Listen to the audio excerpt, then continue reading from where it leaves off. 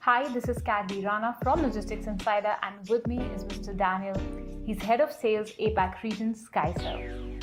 Welcome to CCUB 2024, Daniel. Hope you've had a lovely day so far. I do. Thank you very much for having me here. Yeah, we are pleased to have you here today with us. So Daniel, let's dive right into the questions and answers. Okay. Deciding between passive, active or hybrid is a tough choice. So how are you at Skycell consulting your clients to help them choose between what is the right product requirement, what is the right solution for their product? Okay, I think we look from the perspective of all the pharmaceutical manufacturers. Yeah, I think they have various area of needs. So I think, put it simply, the market has been pretty diversified in terms of the type of pharmaceutical products that is made right now. Different kinds or level of qualities is needed. So when it comes to, let's say, the decision about whether the pharma should be using a passive or active, and it's essentially now the new hybrid, I think from quality perspective, this might give a good indications. I think passive has been traditionally used for the lower generic quality products, where active are using for the more premium and critical life-saving medicines.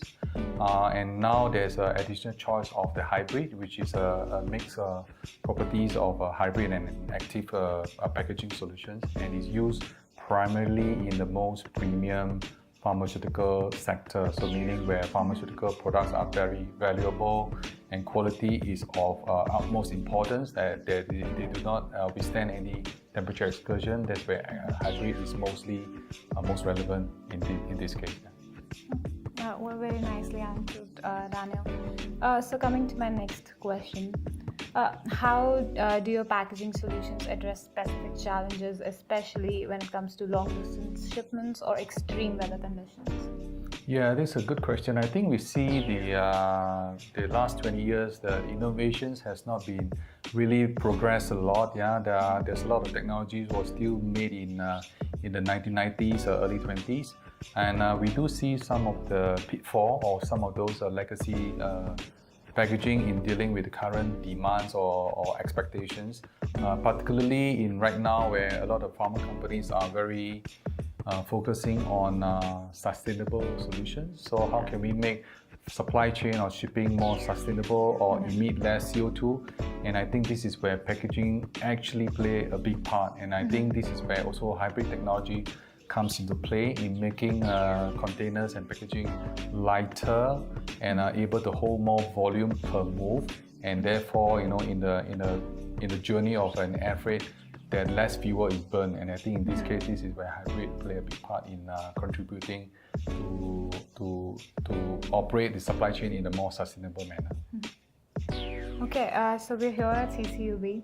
So my next question is going to be around the event. What are you most excited to learn or discuss this year at CCUB conference? Yeah, I think CCUB, we had a lot of players in the India market, and we see a lot of excitement to see what innovations are out there. Particularly, we see an increased interest in the pharmaceutical commodities to really look into India's supply chain to make it more integrated and also more sort of achieving an unbroken cold chain.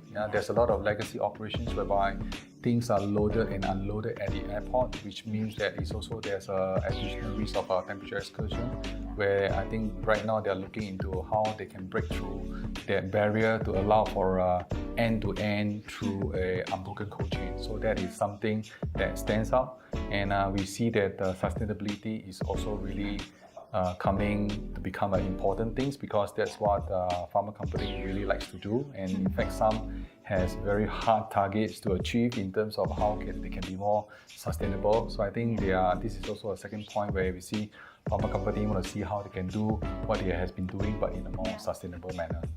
Yeah, well, thank you so much for your time today, Daniel. It was lovely speaking to you. Have a lovely day.